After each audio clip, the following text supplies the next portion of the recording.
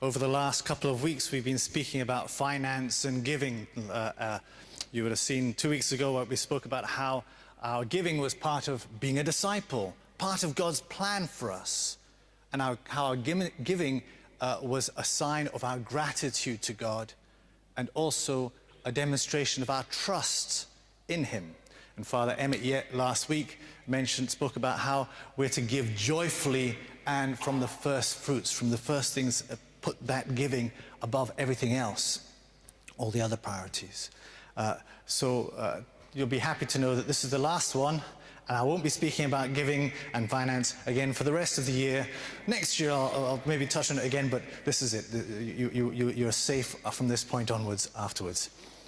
But having said that, I was thinking the other day that, these days we use these, the debit cards, contactless and all that, all the time. And I find when I'm looking at my wallet, usually there are many times there's no actual cash in my wallet. There may be some change, some 5 pence, 10 pences, that sort of stuff, and maybe a £5 note, a 10 on the outside.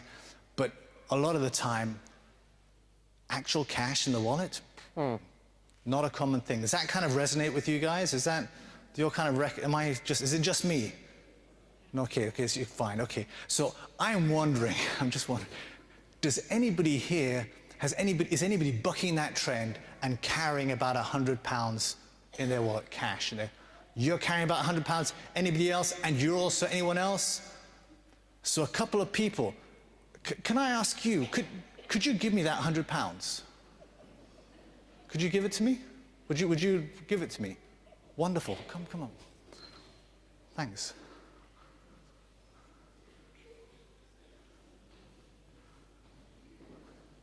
Thank you. What's your name? Jude, sir. Jude, sir. Jude. Guys, you want to give a round of applause to Jude? He's giving me £100. Yeah, £100. Thank you very much, Jude. That's great. Wonderful. Okay, where was I? So speaking about the gospel today. He's very good, isn't he? Okay. So I think it's important to imagine the scene. Bartimaeus at the side of the road. Picture this in your head if you can.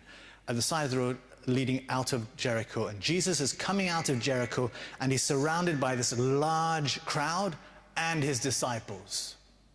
And they're moving out. Tell me, where is the focus for the large crowd and the disciples? Where's the focus? What are they focused on? Jesus. That's right. They're focused on Jesus. Bartimaeus, and boy, I would love it if everyone was focused on Jesus. That would be such a great thing if everybody lived life that way. They're focused on Jesus. Bartimaeus shouts out, "Son of David, have pity on me." Bartimaeus is at the side. They're all turned in, facing Jesus. They're kind of vying for his attention. That's where their focus is.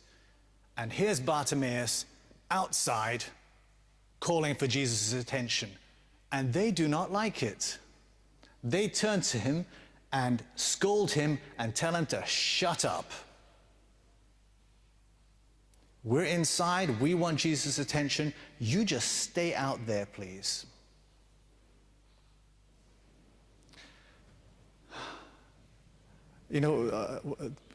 Famous people can be very self-centered and egoistic.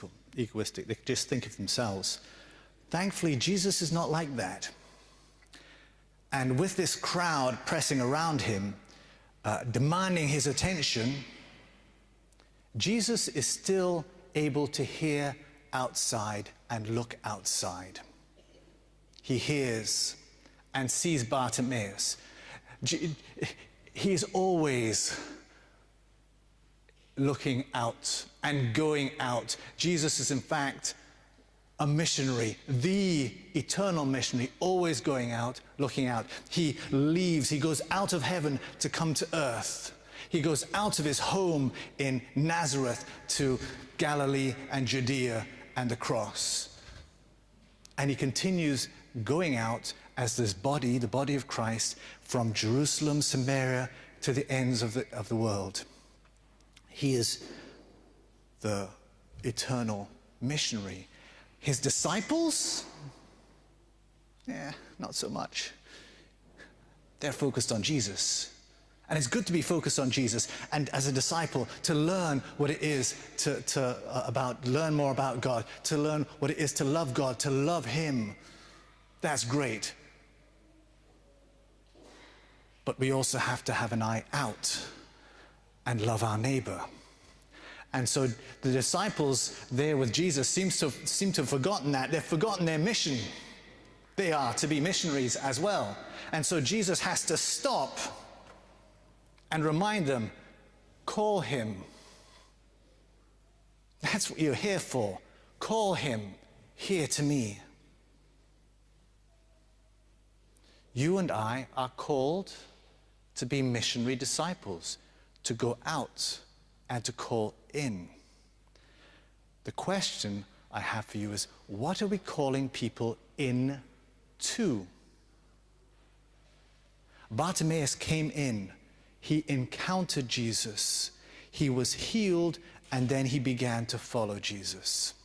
My dream, my desire for you, for this parish, for people who come in, is that we too are able to go out and bring people in so that they may encounter Jesus, that his love might heal them, and that he too, like you, might begin to follow, that they might begin to follow Jesus. You know, I have brothers and sisters, nephews and nieces that don't go to church. I have friends that don't go to church. I would love them to come to church. I would love them to come in and encounter Jesus and have that whole healing and following thing.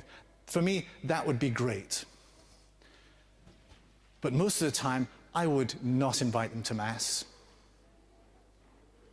because I would be scared about what they would encounter. I'd be afraid of whom they would encounter. Does that make sense? You know? And so, I'm just thinking, Deacon Tony's got this. You know, it's interesting. This is Pope Francis, Evangelium Gaudium. It's number 27. And he says this: I dream of a missionary option. That is, a missionary impulse, that impulse to go out, capable of transforming everything, so that the church's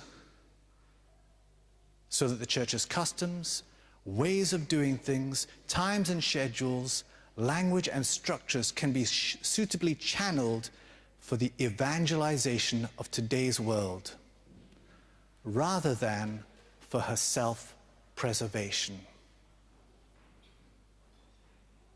We should not be about self-preservation. The church is missionary. That's at the core of her being. We are missionary. We're not here to focus on Jesus and have a holy huddle.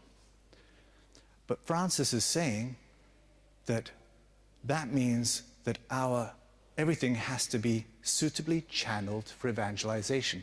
We have to have a conversion. Jesus had to tell his disciples, turn around and call him. Be missionary disciples. Turn around, go out and call him.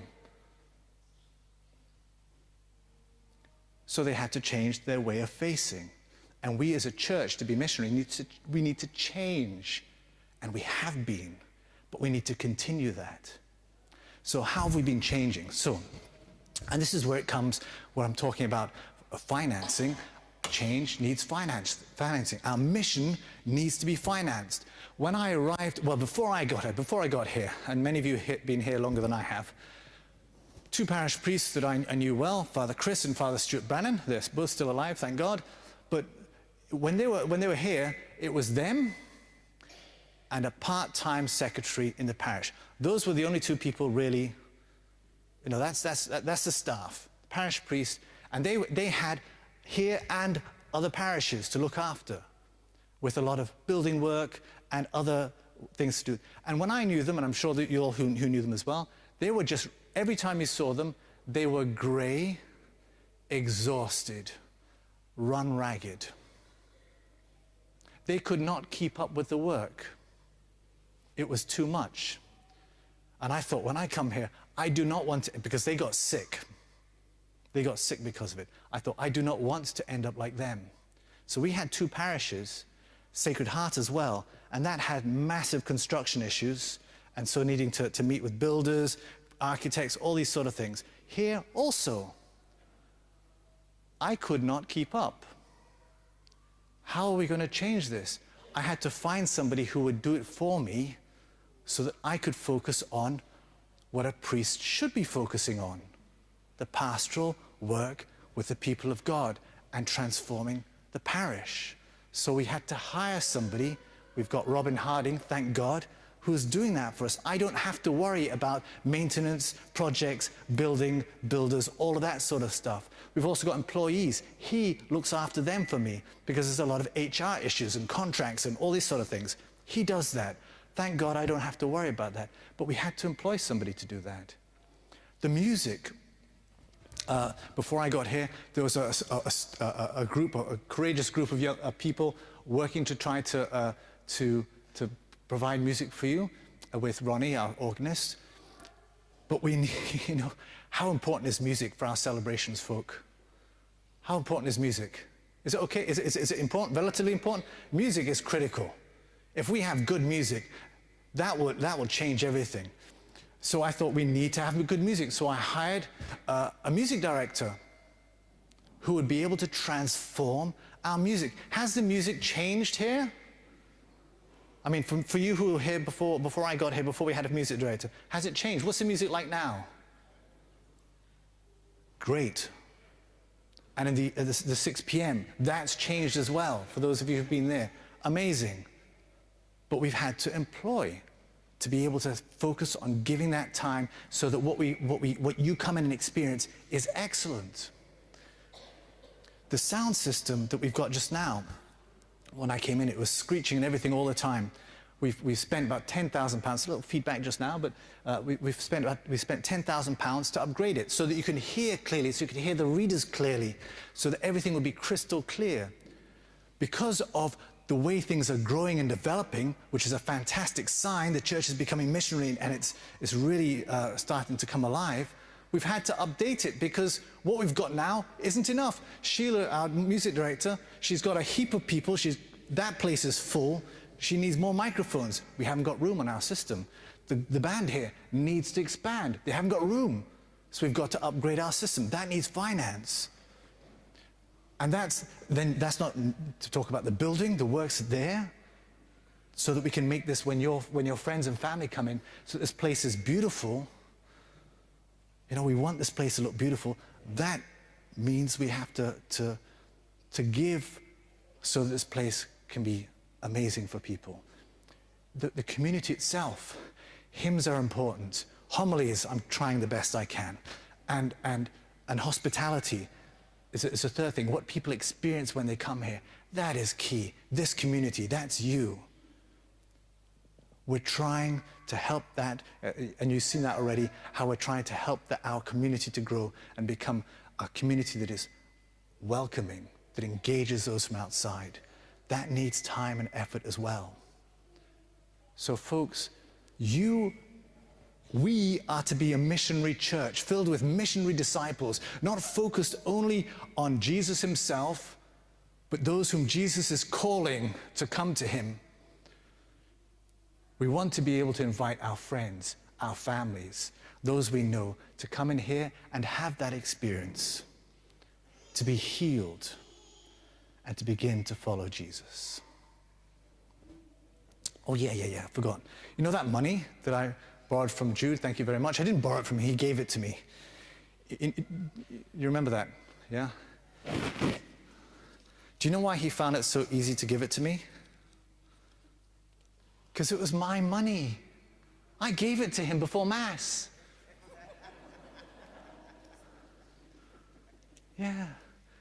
And the money that you give here at Mass was given to you by the Lord.